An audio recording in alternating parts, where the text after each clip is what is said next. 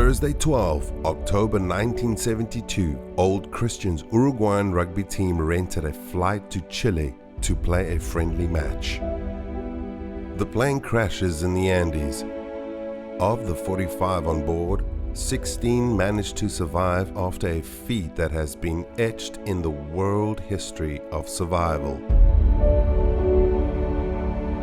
Between the passengers, there is Carlos, son of the well-known Uruguayan artist, creator of Casa Pueblo, a living statue icon of Punta del Este.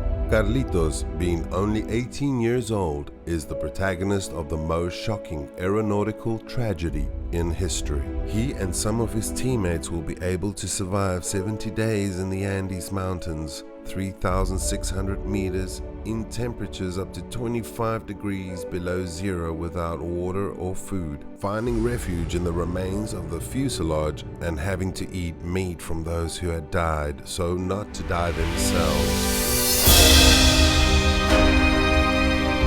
Siento que soy absolutamente otra persona. No puedo creer lo que vivió ese Carlitos de 18 años, sin ropa, sin absolutamente nada, mucho más flaco. Pero bueno, yo soy parte de esta locura, una locura del ser humano, una locura de Dios.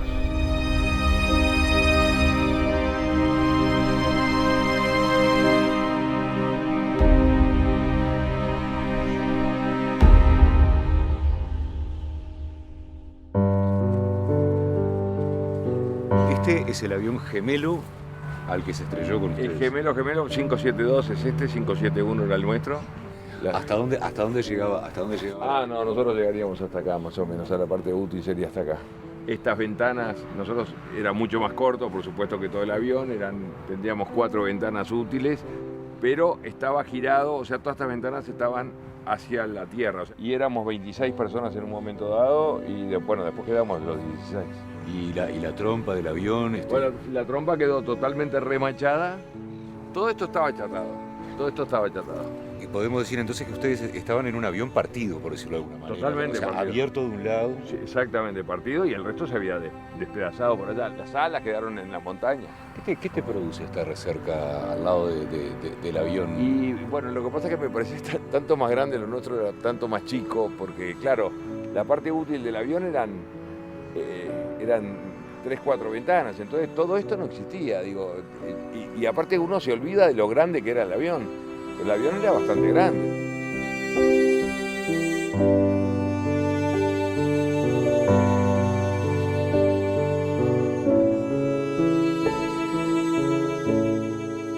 ¿Cómo surge el viaje a Chile?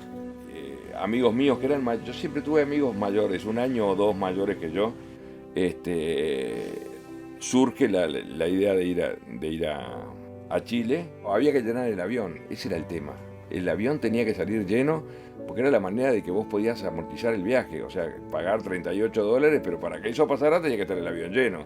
Entonces todo el mundo reclutaba gente y en un momento dado se tuvo por suspender porque no conseguíamos el cupo. O sea que yo salía a buscar, yo conseguía 2. Conseguía al Moncho Sabella, que vive, y al Bajo Echevarren, que murió, pobre. Pero todos salíamos a buscar gente para llenar el avión, si no se nos suspendía el viaje. Carlito insistió mucho en ir porque tenía que vender unos pasajes porque era un charter. Le decía, no puedo, ya me gasté la plata en vacaciones en primavera, no puedo ir a no puedo. Bueno, entonces vendéselo a alguien. Bueno. Yo tenía 13, 14 años, sabía de que iba a viajar. Me había enterado unos días antes de que se iba en un avión. No tenía muy claro que la Fuerza Aérea, sé que era un avión que habían letado el Christian. No era habitual que se trasladaran civiles. Igualmente había vuelos regionales, en los cuales no había las frecuencias que hoy día se cuentan con distintas aerolíneas, que en la modalidad de charter era posible volarlos a través de la Fuerza Aérea Uruguaya. ¿Ibas a jugar o ibas solo? No. ¿Vos ibas a pasar un fin de semana? Iba a pasármela bien, digo, no sabía ni contra quién jugábamos, imagínate. Aprovechamos la oportunidad. El viaje era muy barato, $38. El viaje en KLM valía $250, para que te das una idea. Entonces yo había conseguido $70. Fíjate que con $70 me pasaba un fin de semana. O sea que podías irte a un hotel, hasta alquilarte un auto podías. Mirá. Entonces era muy atractivo el viaje ese.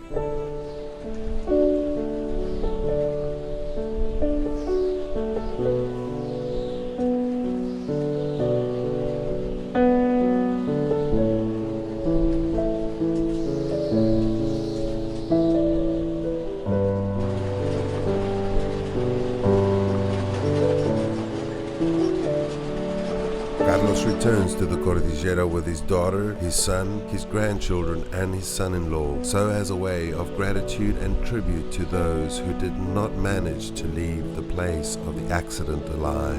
¿Estás nervioso? ¿Sabes que me provoca un poco miro eso y me provoca un poco de miedo?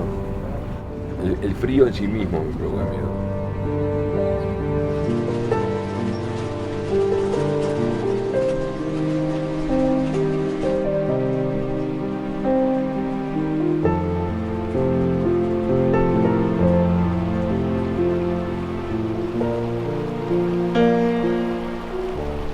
¿Cómo fue la salida de tu casa? ¿Te llevó alguien? ¿Fuiste Sí, la salida de casa nos llevó la madre del gordo François, que tenía una camioneta, nos levantó a mí, a Diego Storm y al gordo François, y nos llevó al aeropuerto. ¿Y tus viejos? Papá estaba en Punta del Este, bueno, papá y mamá ya estaban separados, papá Sí. vivía en Casa Pueblo, y mamá estaba durmiendo.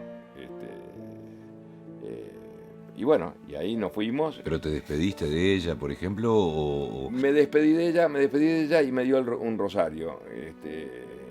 esa misma mañana? Esa misma mañana, sí, me dio un rosario, quiero que te acompañe el rosario Me dio ese rosario que después fue para mí de gran utilidad en los Andes. Yo qué sé, uno se pone un poco en el lugar, gurises, todos juntos. ¿Cuál era el ambiente que había en el avión? Ah, bueno, imagínate la ilusión. Muchos de nosotros era su primer viaje en avión. Y bromas con el micrófono del avión, diciendo, che, turbulencias, vienen no sé cuánto, los paracaídas. O sea, todo era broma. Todo era felicidad. Nunca vi un viaje... ¿No sabes lo que era? Te sentías independiente, te sentías que te llevabas el mundo por delante. Todo era alegría.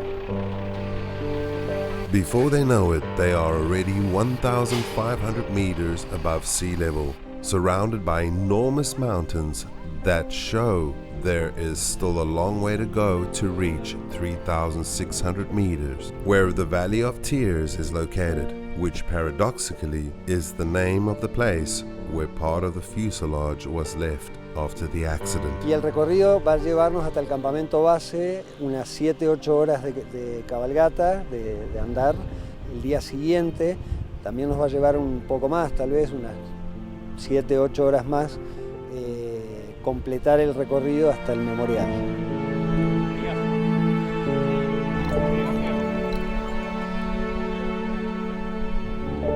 Nosotros venimos de un país que no tiene ninguna montaña, o sea que entonces cuando nos internamos en la cordillera era impresionante el mar de montañas, y aparte estos aviones no vuelan a demasiada altura. Y yo me acuerdo que yo iba sentado al lado de la ventanilla del avión y el bajo chaparro me dice, che Carlitos, déjame la ventana que quiero sacarle fotos para llevarla a mi novia. Ese hecho del destino hace que yo esté vivo acá y él no, fíjate vos, porque después de eso salió uno de los militares de la cabina y nos dice, señores, pónganse los cinturones que el avión va a bailar un rato. Creo que usó ese término. Y de pronto un pozo de aire gigantesco que bajamos 600 metros de golpe. Una bestialidad. Y de pronto sentimos una acelerada bestial del motor, el avión que levanta la nariz y de pronto el golpe más bestial que te puedas imaginar cuando el avión choca con la panza y con el ala y se parte al medio.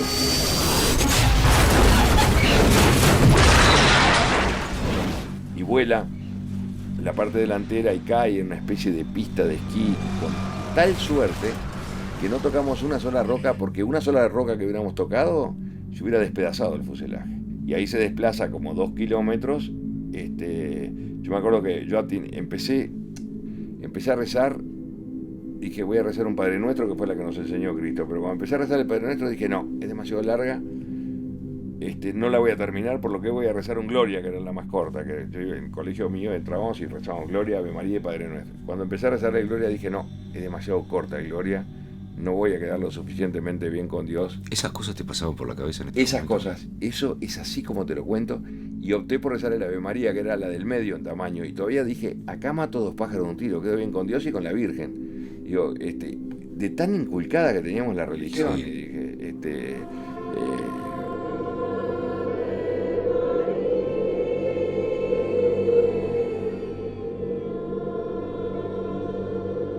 Según los testigos, antes del impacto hubo una dada de motor, o sea, los pilotos dieron potencia para tratar de salvar el obstáculo que eran las montañas, los picos de las montañas.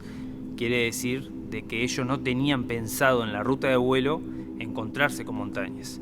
Una vez que perforaron la capa y vieron esos picos de montaña, tuvieron que dar potencia y tratar de llevar el avión a una mayor altitud. Obviamente que por razones físicas no les dio la distancia y la potencia como para salvar ese obstáculo, y fue cuando impactó el ala, la cola y la siguiente ala.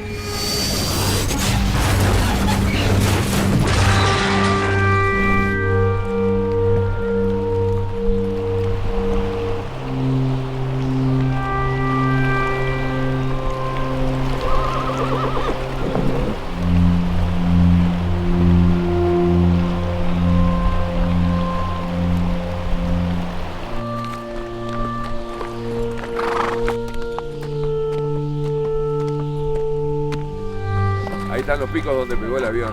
Ahí está que le llaman los gendarmes. Los picos donde pegó con la panza y con el ala, y ahí se partió al medio y cayó. Es ahí mismito.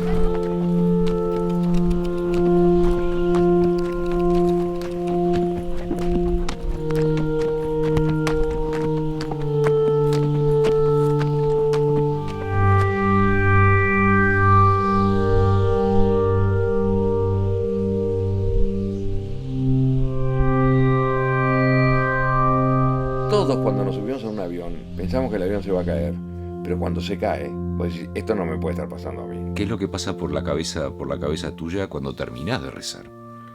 Bueno, cuando termino de rezar, el avión para. O para y termino de rezar. Yo no me acuerdo cómo fue la secuencia. La cuestión es que todos los asientos se van para adelante, quedamos todos apretados entre un remolino de fierros. Y aparte muertos de miedo también. Porque ves muertos, ves en una situación totalmente anormal. ¿Qué es lo que pasa cuando vos ves a un amigo, una persona con la que compartiste horas, infancia, con la que venías divirtiéndote, estabas pasando, como vos dijiste, la aventura de tu vida? ¿Cómo es darse cuenta, tocarse que ese amigo está muerto? Claro, pero es que en ese momento cuando saco las piernas de ahí, todavía no sabía cómo era el panorama. Al punto que me encuentro con Roberto Canessa. Lo veo a Roberto Canessa que estaba haciendo lo mismo, saliendo de abajo un asiento, lo que sea. Y mirá la pregunta ingenua. Che, Canessa, Roberto, no pasó nada, ¿no? Mirá la pregunta que yo le hago. Y Canessa me dijo, no, Carlitos, esto es un desastre. Y cuando empezás a analizar la situación y ves gente herida, gente muerta y todo eso, te das cuenta que realmente era un desastre. Habíamos caído a 4.200 metros de altura, donde las nieves son eternas, 25 o 30 bajo cero, sin ropa, en esas condiciones, y bueno, muchos de nosotros nunca habíamos visto un muerto en la vida. Por eso te digo. Pero bueno, yo creo que el ser humano tiene una especie como de instinto de que te querés proteger de alguna manera. Y bueno. At the time of the accident, 13 people died. During the first night, 3 more. Estamos hablando de esa primera noche. Esa primera noche me imagino que estaban todos despiertos, sí, ¿cuál era el ambiente que había? Sí, todos despiertos y todos doloridos, porque por más que yo no tenía una herida grave, pero estaba golpeado. Pero estaba golpeado, sí. Tenía un esguince de tobillo, o sea, que estaba todo dolorido y muerto de frío. Yo estaba con un par de medias de nylon, eso me las pasé los 70 días con un par de medias de nylon. Había gente que desvariaba también, había uno que se creía presidente de la República, o sea, había locura. Y ahí empieza lo que es la lucha por la vida. In the Andes, the struggle for life begins. The world learns the news that an Uruguayan Air Force plane was lost in the Andes. Una vez que se supo de la posibilidad de un accidente, la Fuerza Aérea Chilena envió una aeronave de búsqueda. Se trataron, con los medios que habían en esa época, de tratar de encontrar inmediatamente la aeronave o los posibles supervivientes. Se pasó muy cerca de donde había impactado la aeronave, pero por razones del fuselaje, el mismo color, las tormentas de nieve que había en esos momentos y en esos días, la posición donde se encontraba dificultaba lo que era la búsqueda. Después de que se supo la noticia, bueno, nos fuimos con papá a la casa de Madelón de la madre. Contrariamente a todas las otras familias que tenían hijos en el avión, acá se vivía nunca se pasaba por la cabeza de que había muerto, nunca. Madelón siempre, hasta el último instante pensó que Carlitos estaba vivo. Pasa la primera noche, amanece, ¿qué es lo que pasa? Bueno, eso es lo que tiene la paradoja de la cordillera. El amanecer del sábado 14 fue espléndido. Nunca vi un amanecer tan lindo, un amanecer rojizo, sin una nube en el cielo, y por otro lado el drama. Y ese día pasaron por arriba nuestros 2 aviones 2 veces, aviones de búsqueda. Naturalmente que nosotros les gritamos, lloramos, nos abrazamos, convencidos que nos habían visto, porque alguien dice, sí, se movió, no sé. Y ahí empezamos a esperar a que nos vengan a buscar. Y Carlito fue de los que sufrió una transformación de personalidad más drástica. Como él mismo lo dice, él era un niño mimado, 18 años, y de repente se enfrenta a la vida-muerte, o la vida y la muerte, o la muerte como elemento inherente de la vida, de golpe.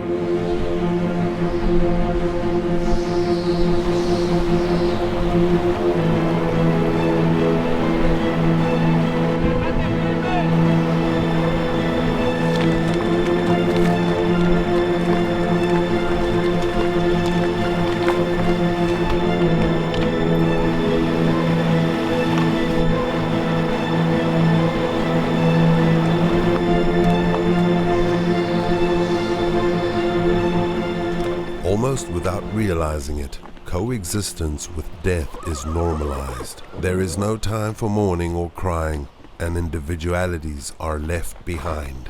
Cuando se da que una situación como esta, donde hay un grupo de gente, imagino que empiezan a aflorar los talentos de cada uno. Yo tenía una habilidad manual que nunca lo digo, pero de verdad, esa noción de los espacios que se ve que la heredó de papá. Yo era el que tapiaba el avión y yo había quedado como el tapiador oficial, tanto que me decían, tapiador, hay que tapiar el avión, digo. Nosotros en realidad estamos viviendo como en un iglú, digo, y el iglú de lo que se basa es de que no entre viento, y entonces había que tapiar, imagínate el boquete del avión, entraba aire por todos lados, entonces la idea era con valijas, con pedazos de mampara, con todo eso, tapiar el avión. Que llegué a tapiarlo hasta también que un día tuve que sacar una de las piezas para que entrara un poco de aire. Adolfo Strauch era un tipo que inventaba cosas, inventó la manera de caminar sobre la nieve, viste, haciendo unos zapatos con los almohadones, inventó la manera de hacer agua. Digo, Canesa, Servino y Storm eran los estudiantes de medicina, ayudaban a los heridos, ayudaban a los que morían inclusive. Eran estudiantes de medicina de primer año. Un montón de roles bien claros, están los estrategas, ahí los se definen los 3 primos por su característica de personalidad y por la edad y por ser 3, son notoriamente estrategas. Están los de acción, que son los caminantes, ahí está Nando Tintín, Roberto Canesa, que además es médico con Gustavo, acción y menos. Están los de contención, que es la olla a presión constante, la desesperación constante, tenés que contenerla, y algunos que tienen esa peculiaridad. Y todos estos roles, yo a veces me pregunto, ¿pero cuál es más importante estos roles? Porque claro, de afuera, los de acción, sí, sin duda, son imprescindibles. Si no caminás, te quedas de morir. Pero y si no haces estrategia, y si no contenés, y si no sos alquimista, y la depresión va ganando, porque es contagiosa la depresión. Y por eso es que forman una sociedad nueva. Y queda una homeostasis, una suerte de equilibrio nuevo, completamente diferente al nuestro, que logran que para 29 es una tragedia, y para 16 sobreviven. The weather is not good. The clouds are heavy and prevent the crew from seeing the terrain from the cockpit. The flight route from Mendoza, Argentina to Santiago, Chile is via the Paso del Planchón between the cities of Malargüe, Argentina and Curicó, Chile. Ese trayecto era para hacerlo más o menos en unos 11 minutos. Por alguna razón, a los 3 minutos, a las 15:24, ellos determinaron que estaban en Curicó y contactaron la Torre de Santiago de Chile, la cual le autorizó a descender de los 18.000 pies, donde se encontraban, hasta los 10.000 pies. Pero ellos no estaban en Curicó.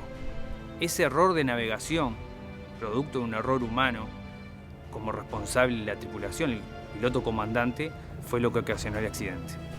Monday, 23 October 1972, 10 days after the accident, 2 more people have died. In the Andes, the 27 survivors are still waiting for rescue, but the press informs the world that the official search has been cancelled. Nosotros los uruguayos tenemos una manía, sobre todo la gente que va al estadio, iban con la radio, con la espica, y en el avión había 2 espicas, a la cual Roy le diseñó una antena con alambres, era medio el ingeniero de todos para escuchar noticias de Argentina o de Chile. Siempre creyendo escuchar la noticia por dónde venía la búsqueda. Y así pasa en esa espera, llega el día 10 de la historia nuestra, que es donde cambia la historia, como yo digo, y cambia a raíz de una mala noticia que nosotros convertimos en oportunidad, que fue que Gustavo Nicolich era el encargado de escuchar la radio, y de pronto entra Gustavo Nicolich adentro del avión y se dirige a mí, quizás porque yo era el más chico o a quien más tenía que proteger, y me dice: Carlitos, tengo una buena noticia para darte. Y digo: ¿qué pasó, Coco? Decíamos Coco. Y acabo de escuchar una radio chilena donde el locutor dijo que dieron por finalizada la búsqueda del avión uruguayo y van a venir a buscar los restos nuestros en febrero cuando vengan los deshielos. Digo: pero ¿cómo buena noticia, hijo de puta? Lo quería matar, imagínate. Y él me agarró del cuello y me dijo: Carlitos, ¿sabes por qué es buena noticia? ¿Por qué? Le digo yo. Porque ahora dependemos de nosotros y no de los de afuera.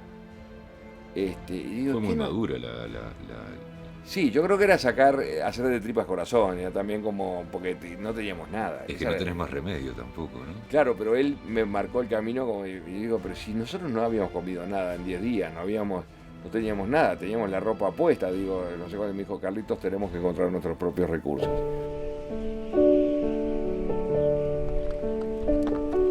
After learning that the world has abandoned them and enduring sub-zero temperatures, feeding on small portions of chocolate and tinned food, they have to make a choice: live or die. Carlitos, ¿cuándo llega el momento en el que se toma la resolución de que tenían que alimentarse y que para eso iban a tener que tomar lo que había, y lo que había eran cuerpos? Eso se toma inmediatamente después de escuchar la noticia que no nos buscaban más. Ahí es donde, cuando yo digo: bueno, tenemos que encontrar nuestros recursos. Y ¿Quién fue el que dijo? ¿Quién fue el que tomó, el que hizo la propuesta, por lo menos? Yo no tengo claro. Yo te puedo decir, la primera vez que yo lo escuché, se lo escuché a Parrado. Nando me dice: Carlitos, no queda nada en la despensa. La despensa era un bolsito de mujer, así que teníamos guardado una lata de mariscos y nada. Y Nando me dice: Carlitos, yo me como al piloto. ¿Así nomás? Así me dijo. Muchos lo habían pensado, pero pocos lo habían manifestado en voz alta. Y Carlitos hace esa especie de jugada de comunicación muy sagaz, ¿viste? Para que esa cosa que tiene muy frontal él, de que las cosas se pongan de manifiesto, que no queden ocultas, sino que se pongan de manifiesto, máxime cuando son elementos imprescindibles para que ese grupo al borde de la muerte pueda seguir estirando la vida, que es lo que lo logra. Yo también había pensado que la solución era por ahí, pero yo no me animaba, yo era el más chico de todos. Y lógicamente es que la idea era, primero que nada, el piloto por varias razones. Parrado había perdido a su madre y su hermana. Entonces, obviamente se agarraba con el responsable. Digo, ¿quién era el culpable del accidente? De alguna manera era él. Y además el desconocido. No vas a empezar por un amigo. La muerte es tan inherente a la vida en el caso de ellos, al punto que viven gracias a los muertos, porque se alimentan con cadáveres, que me parece que es una idea sublime, y particularmente sublime el pacto de entrega mutua, o sea, que yo entrego mi cuerpo para que el otro viva. Entonces, la muerte, al ser inherente a la vida, tiene un encare de la vida y la muerte completamente distinta de nosotros. ¿Cómo hacían? ¿Cómo trozaban a la persona? Los que tomaron la acción fueron los estudiantes de medicina. Un poco impulsados por nosotros mismos, porque dijimos: bueno, ustedes son estudiantes de medicina, asumíamos de que tenían más contacto con la muerte, y bueno, y se ocuparon. ¿Qué gusto tiene la carne? No tiene un gusto, y sobre todo congelada, no tiene gusto a nada. La realidad es esa, bastante insípida. Se comía de forma inteligente, en el sentido de que, habiendo estudiantes de medicina, dijeran: bueno, esto lo estamos haciendo porque tenemos que sobrevivir. El hígado, por ejemplo, que de pronto tendría más calorías o más nutrientes para ustedes. Sin duda, se comía de manera inteligente porque los estudiantes de medicina te decían: esta es la parte más nutritiva, digamos. Exacto. ¿Cómo vos pudiste pasar por arriba de todo lo que tiene que ver con la religión, con la fe, con lo que la Biblia nos marca como camino de vida, para decir: yo tengo que sobrevivir? Bueno, pero justamente la religión fue la que nos ayudó, porque cuando vos partís de la base de que el ser humano está hecho de cuerpo y alma, y sabés que una vez que morís el alma desaparece, o sea que lo otro que queda es materia, es materia, entonces eso simplifica las cosas. Nosotros vivimos 70 días con 29 muertos alrededor, esa es la realidad, digo, con muertos a 2 metros de distancia. Pero que estaban donde habían quedado. Y bueno, los íbamos poniendo todos en un mismo lugar, pero digo, te acostumbras de tal manera que de repente te sentás arriba de un muerto para no mojarte la ropa. Digo. ¿Cómo te sentías sentándote arriba de un muerto? Te vas acostumbrando porque sabes que el próximo puede ser vos.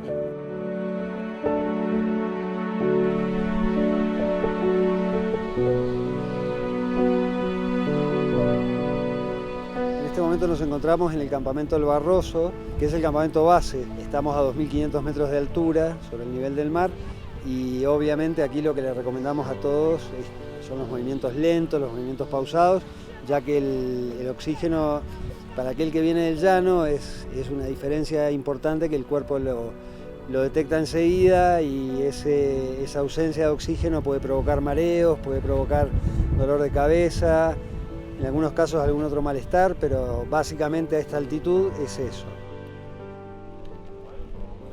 Es engorroso la llegada acá, todo desde que salís en los autos, la madrugada, el caballo, es demasiado grande todo este lugar para soportarlo. Solamente lo soporto porque vengo con mi familia, esa es la verdad. Todavía no llegamos a la parte de donde pasó la tragedia, pero bueno, la verdad que es tremendo. Es un lugar tremendo. No sé, tengo una ansiedad por llegar que, no sé, quiero ver el lugar, no puedo, sigo sin poder imaginarme dónde es el lugar. Impresiona lo duro que es la montaña, lo lindo que es y al mismo tiempo lo hostil que es. Y todavía nos faltan 1000 metros para llegar al lugar donde fue el accidente. Y por ahora un poco de ese sentimiento de algo duro, ¿no? O sea, que nos prepara en definitiva para ver lo que nos va a pasar mañana o lo que vamos a ver mañana. Sentimos el cansancio de la altura. Todos los labios secos, de mucha agua, hambre todo el día.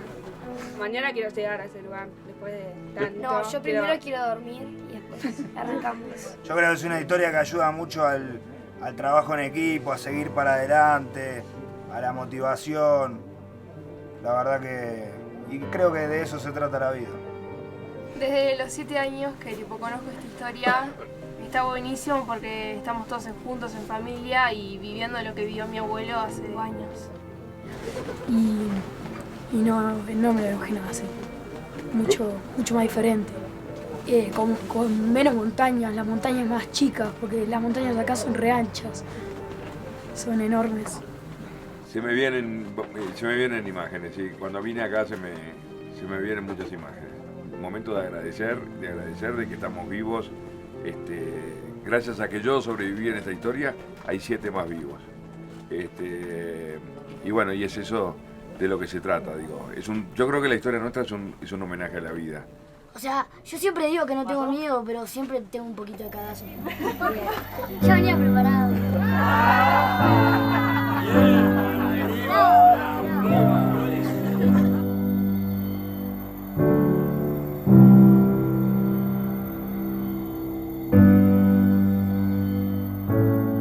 Carlitos, tú tuviste conversaciones con tu madre estando allá, ¿es cierto eso? Sin duda. ¿Cómo eran esas conversaciones? Descríbeme. Pero más que conversaciones eran transmisiones. Yo miraba la luna y yo decía, esto seguro la está mirando mamá. Y curiosamente cuando llegué a la civilización le decía, mamá, yo siempre miraba la luna porque pensé que vos la estabas mirando. Dijo, yo salía afuera a mirar la luna porque sabía que tú la estabas mirando.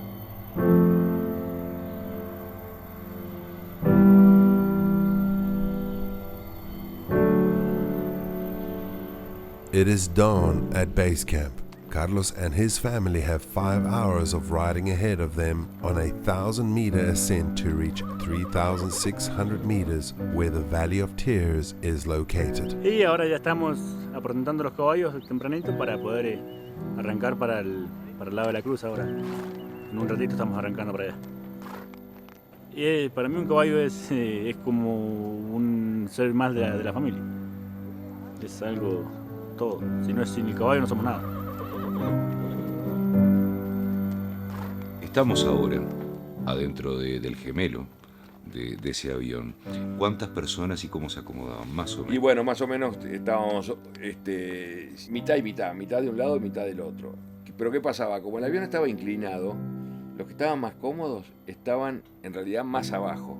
Por lo que cuando entró la nieve, que entró adentro del fuselaje... ¿Cómo fue eso, perdóname, de la luz? Eran las 3 de la tarde, estábamos adentro del avión, estaba nevando y de pronto sentimos el ruido como una tropilla de caballos que bajaba de lo alto y de pronto se nos llenó el avión de nieve, nos tapó. Todo lo que yo había tapiado con valijas y todo cayó arriba de todos, quedamos todos tapados de nieve, menos Roy y yo. Y empezamos a escarbar, a tratar de sacar a los que pudiéramos. Y ahí es donde yo lo encuentro con la cabeza de Parrado, que había logrado sobrevivir abajo de la nieve porque le vino a la cabeza un artículo de aquella revista Selecciones del Reader Digest que decía que debajo de la nieve, si respiras con calma, se puede porque la nieve tiene poros, tiene aire. Y él mantuvo la calma hasta que llegó mi mano y lo sacó. El hecho de que yo lo salve a Parrado es lo que permite que después Parrado nos saque a todos de la historia. Esa es la realidad.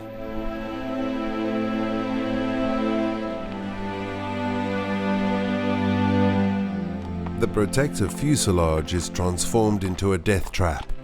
8 more people are buried under the snow. The 19 survivors are trapped and look for a way out. ¿Tu cumpleaños lo pasaste ahí? Cumplí 19 años, abajo de la avalancha, porque la avalancha fue un 29 de octubre. Y salimos de abajo de la avalancha el 1 de noviembre.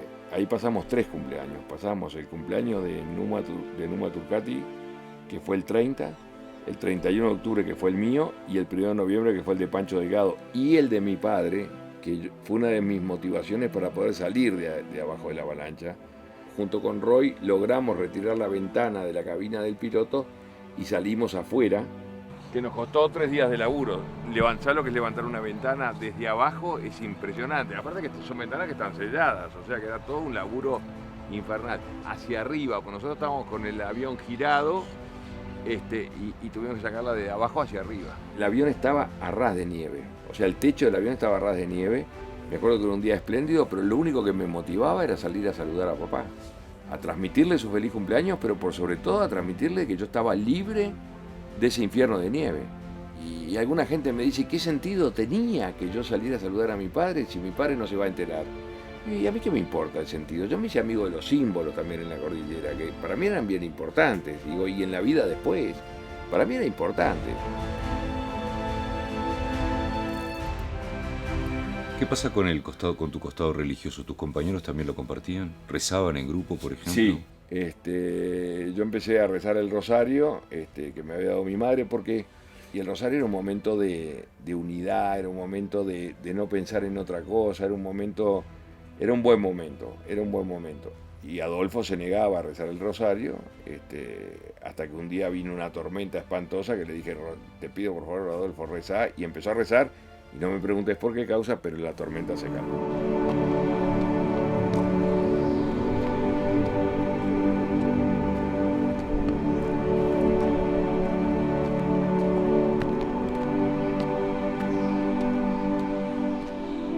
¿Cuándo se empieza a gestar la idea de generar expediciones para salir a buscar ayuda? Bueno, lo que pasa que la idea era, primero que nada, encontrar la cola del avión. ¿Por qué? Porque en la cola del avión estaba todo el equipaje nuestro y estaban también las baterías del avión. Estos aviones llevan las baterías en la cola y el radio transmisor va adelante. Lo que pensábamos, hablar por radio, esa era la idea que teníamos. Sí, obviamente. Juntar las baterías a la radio y hablar por radio. Las valijas irían acá atrás. Claro, obviamente que las valijas iban acá. Yo calculo que encontrar las valijas era importante también, ¿no? Era importante, muy importante porque teníamos ropa. Tampoco teníamos ropa muy abrigada porque era octubre, pero teníamos ropa y era lo nuestro. Tener las cosas nuestras, yo nunca me olvido una frase de Roy cuando encontró su valija, que levantó la tapa y le vino el olor a su casa. ¿Te acordás que las casas antes tenían un olor particular? Cada casa tenía un olor. Dice, yo siempre lo tomo como imagen, levantó y sintió el olor a su casa. Me parece maravilloso como es él. ¿Cuántas expediciones hicieron? Y habremos hecho como 6 expediciones, de las cuales yo hice 3.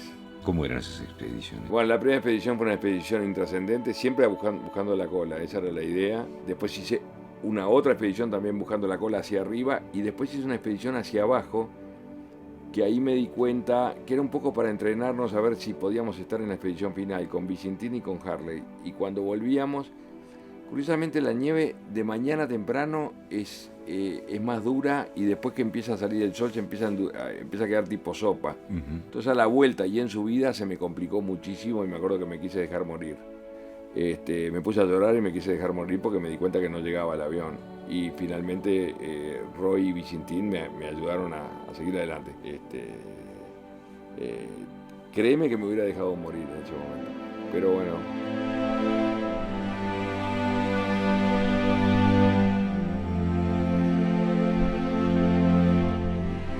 Cuando encontraron finalmente la cola, siempre digo que si encontraron algo de comer en la cola nunca nos lo dijeron, estaban todas las valijas. Y estos nunca nos lo dijeron, ni nos lo dirán, digo, porque yo le decía, pero che, algo adentro de la valija, algún chocolate, siempre lo negaron.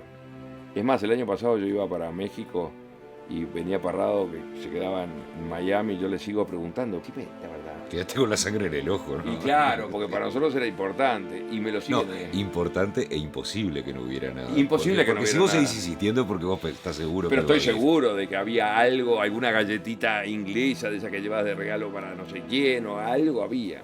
Y esto lo siguen negando.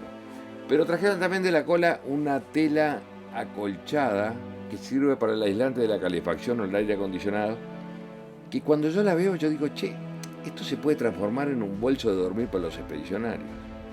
Pero no solamente tuve la idea, sino que yo sabía dónde había una bobina de cobre, que había un hilo de cobre, y me pongo a coser un bolso de dormir para 3. Yo digo que es el orgullo mayor de las cosas que he hecho en mi vida fue ese bolso de dormir, porque fue mi aporte a las noches más heladas para que estos pudieran salir adelante.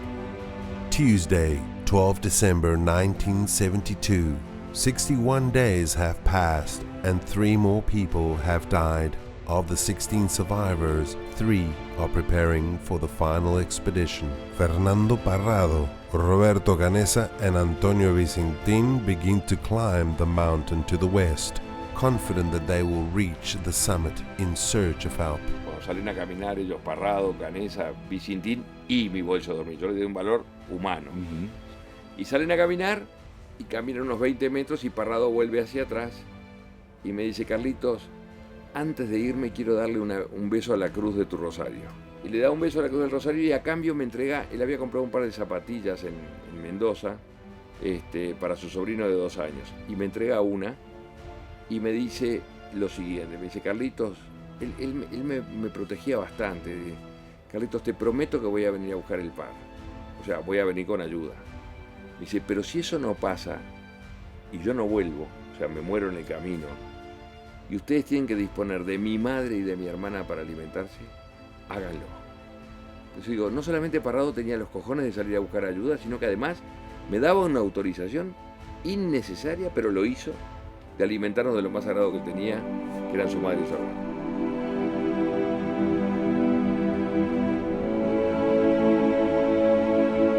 Ellos salen porque lo hacen por ellos y lo hacen por los 14 que los esperan y por los 29 que se murieron y no les importa, en última instancia no les importa el resultado. Es una lección para uno, para nosotros, para los simples mortales, dar todo lo mejor de ti por una causa noble. Y si tenemos éxito, bien, y si fracasamos, también está bien. Eso es la caminata.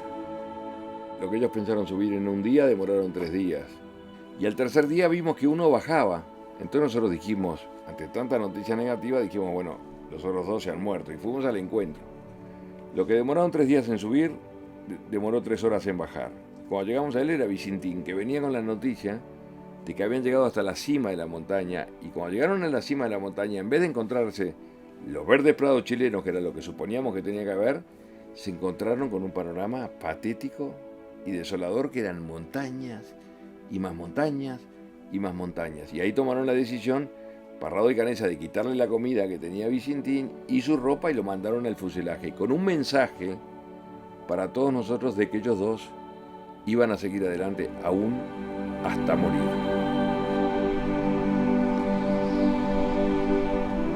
Debe haber sido muy impresionante la decisión de decir esa línea que hay entre lo que no sé lo que va a venir y dejar la gallina protectora, que era este este fuselaje. ¿Quién se queda solo en ese caso? ¿Los que se quedan o los que se van?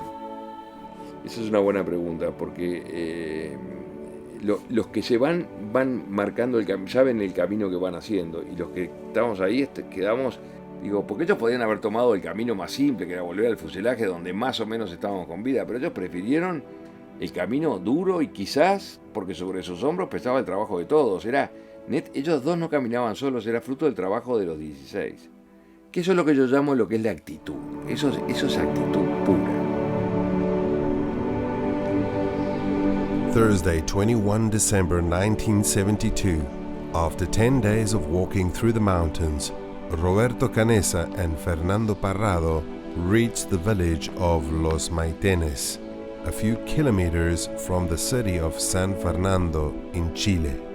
Se venía Navidad, estamos a fin de diciembre, seguíamos sin noticias y bueno, esa noche circularon de que había algunos uruguayos, todos trascendidos. Como ya había habido un par de falsas alarmas, todos teníamos también un poquito de recelo. Yo estaba muy deprimido el último día, abrazado a Coche Inciarte, llorando. Viste, era una historia que no se resolvía, 70 días habían pasado, estos habíamos perdido contacto con ellos hacía 10 días, y de pronto, no sé por qué causa, qué mecanismo psicológico, tengo una especie como de premonición de que estos habían llegado a algún lado. Y me pongo contento, de paso de la angustia y el dolor a la euforia. Pero no me animaba a comentarla con nadie, ¿viste? Y se despierta Daniel Fernández, y Daniel me dice, Carlitos, acabo de soñar de que Parrado y Canessa han llegado a algún lado. Y yo le digo, yo tengo la misma sensación. Y ahí prendimos la radio. Y cuando prendimos la radio, la primera cosa que escuchamos, hablaban del avión uruguayo. Pero no escuchábamos bien porque era estática. Y cambiamos el dial hasta que agarramos al embajador uruguayo César Charlone hablando en el aeropuerto de Pudahuel, y el embajador dice, señores, debo decir que es oficial que han aparecido Fernando Parrado y Roberto Canessa. ¿Qué pasó ahí en ese momento? Y bueno, me hizo ahora de contarlo, esto de contarlo miles de veces, pero solamente escuchando los dos nombres sabíamos que era el final de la historia.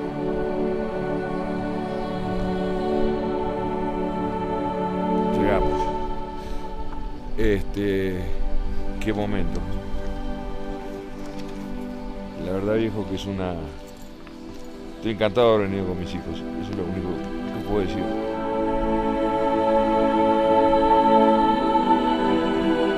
La nevanda. ¿Qué crees? Con sol. Qué curioso, nevanda con sol. Ahora arcoíris. El soñado se... aparte no da que esté nevando, es increíble.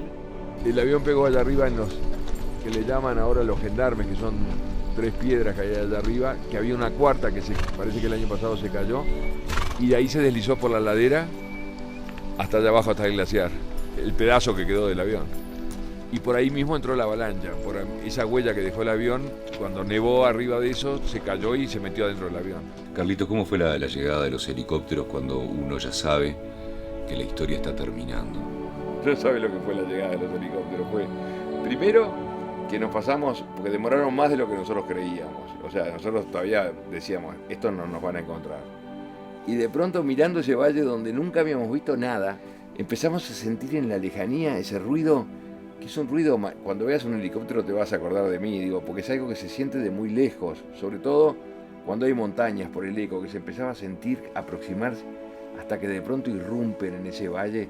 Yo los veía como 2 pájaros gigantescos, portadores de libertad. Nuestra lucha había sido tan humana que no lo podía ver como algo mecánico, que empezaban a avanzar hacia nosotros. Fíjate lo que fue para nosotros ese momento, con los brazos en alto, lo que era para nosotros, pero lo que debe haber sido para los pilotos, de encontrarse con tipos que estaban vivos ahí después de 70 días. Eso debe haber sido alucinante. Y empiezan a dar vuelta y veo la figura de Nando Parrado en una de las puertas del helicóptero, que estaba haciendo señas, curiosamente a mí, después me enteré por qué. Era porque él ya se había enterado de que papá estaba atrás en la búsqueda. Siguen bajando los helicópteros y a 7 metros de altura o 10 metros de altura se descuelgan 3 personajes del Cuerpo de Socorro Andino.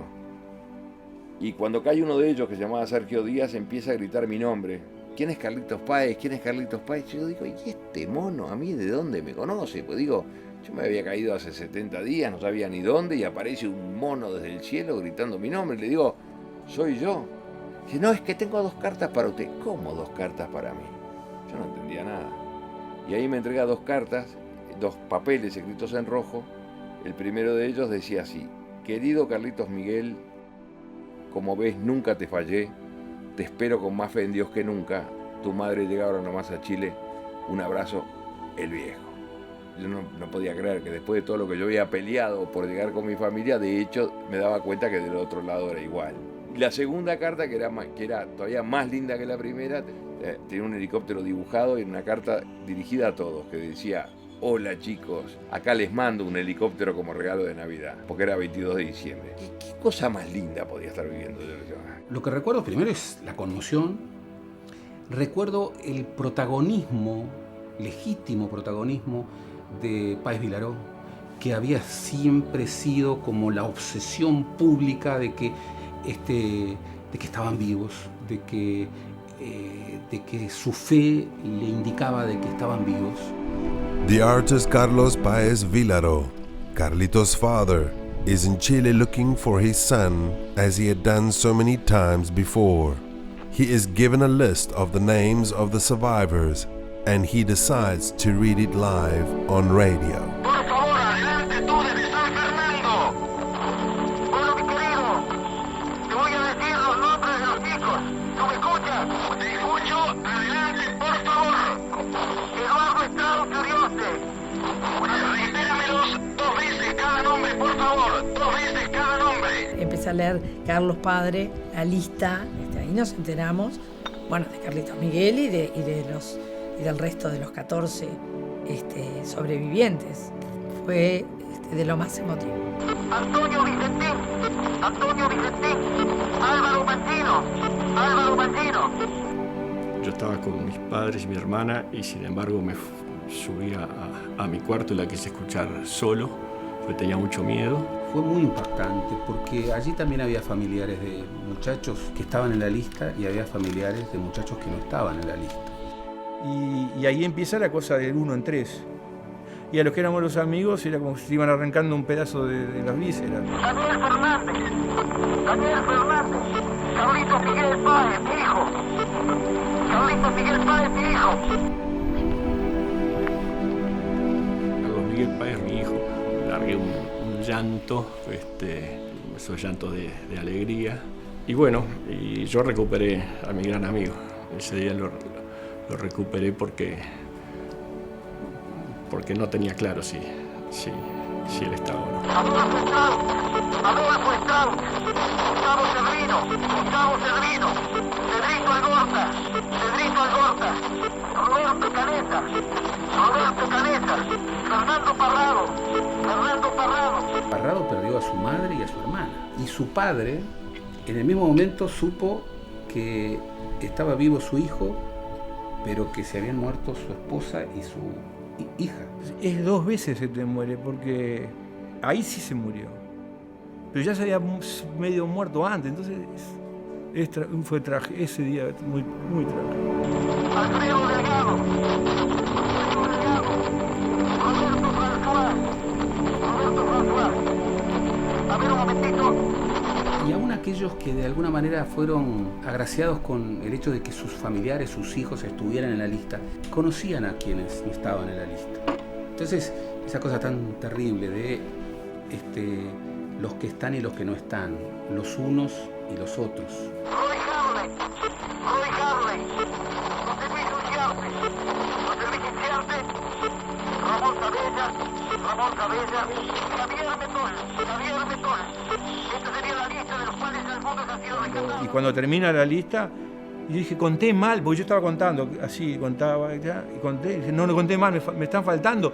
Y ya y no había más, y se terminaba la lista. Pero no, conté mal, falta gente, porque faltaba gente. Y era una dualidad, porque en el mismo momento habíamos perdido íntimos amigos y habíamos recuperado otros amigazos. En mi caso primó la alegría por Carlitos. Y ahora le pido perdón a los amigos que perdí y que no los contemplé en su momento. Pero ellos saben que después las oraciones siempre están para todos ellos. Nunca hay que agradecer. La verdad que es el único sentido que tenía esta avenida, era venir con los chicos, para mí. Un poco para que vean y vivan lo que vivimos en aquellos terribles 70 días, que lo valoro hoy más que nunca, después de haber vivido estos dos de cabalgata. Acá hay que pensar que quedaron 29 compañeros, 2 íntimos amigos, y bueno, pero la vida continúa, así está la vida. Siento un milagro yo por existir, gracias a esto. Vine en plan agradecimiento absoluto, pero este lugar me trastornó. Es demencial.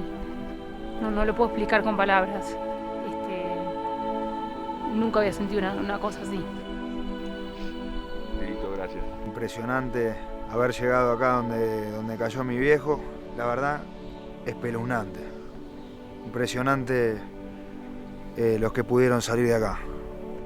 Y se siente una energía que no es negativa, sino que como que te protege desde donde estén, ¿no?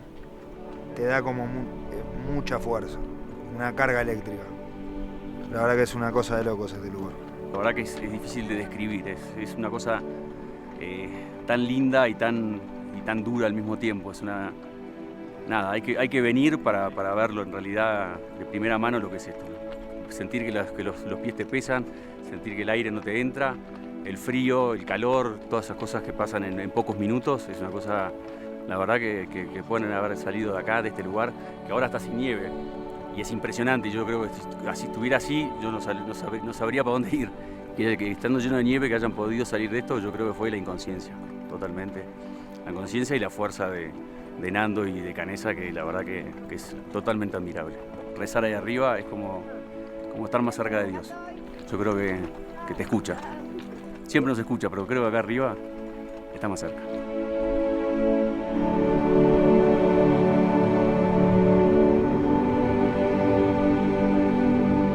Padre nuestro que estás en los cielos, santificado sea tu nombre.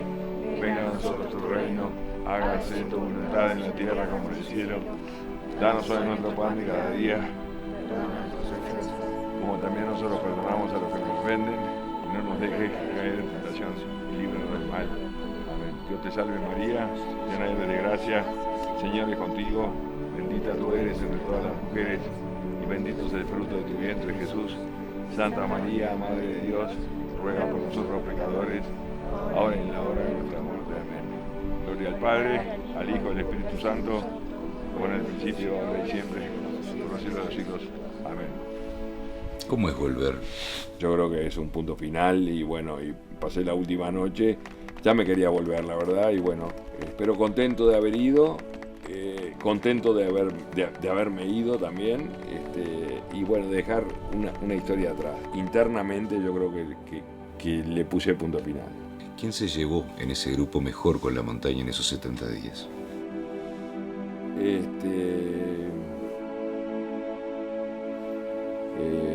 Yo no me llevé mal con la montaña, no me llevé mal. Sí, con mucho odio con la avalancha, sí, con mucha rabia, porque era como que Dios nos daba vuelta a la espalda. Pero con la montaña no me llevé mal, tengo un buen recuerdo de la montaña, por más que era un drama todo. Obviamente. Es esa paradoja. Sin duda que este es mi último viaje acá, y también va a ser mi última dormida acá, en este lugar donde pasé 70 días con sus noches. Es un lugar bien importante para mí porque viví la doble experiencia del lugar más horrible de mi vida, el momento más horrible que fue cuando el accidente, y también la sensación más grande cuando llegaron los helicópteros. Es una historia que vale la pena porque lo que triunfó al final de todo fue la vida. Somos más de los que salimos aquel 12 de octubre.